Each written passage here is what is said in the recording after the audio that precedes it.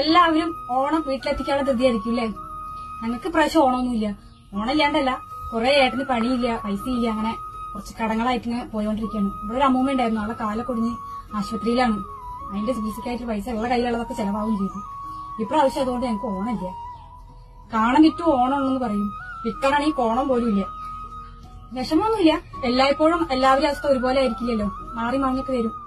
പക്ഷെ ചെറിയൊരു വിഷമം എന്താ വെച്ച് കഴിഞ്ഞാൽ ഞങ്ങളുടെ ഉണ്ണി ജനിച്ചിട്ട് ആദ്യത്തെ ഓണാണ്. അവൾക്കൊരു ജോഡി ഓണക്കോടി എടുക്കാൻ പറ്റാത്തൊരു ചെറിയ സങ്കടം. എനിക്ക് കേരളത്തിലെ മലയാളികളോട് പറയാനുള്ള ഒരു കാര്യം എന്താന്ന് വെച്ച് കഴിഞ്ഞാൽ, ഓണായാലും വിഷു ആയാലും നമ്മുടെ കേരളത്തിൽ കണ്ടുവരുന്നൊരു പ്രതിഭാസം, കേരള ബ്യൂറേജസ് കോർപ്പറേഷന്റെ വിറ്റുവരവ് കൂട്ടുന്ന ഒരു പ്രതിഭാസം കണ്ടുവരുന്നുണ്ട്.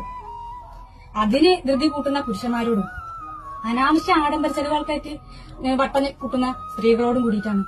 നിങ്ങളുടെ ചുറ്റും പരിസരത്തും ഇതുപോലെ ഓണം എത്തിയത് പോലും അറിയാത്ത ഒത്തിരി പാവപ്പെട്ടവരുണ്ടാവും. അവരെ കൂടി നിങ്ങളുടെ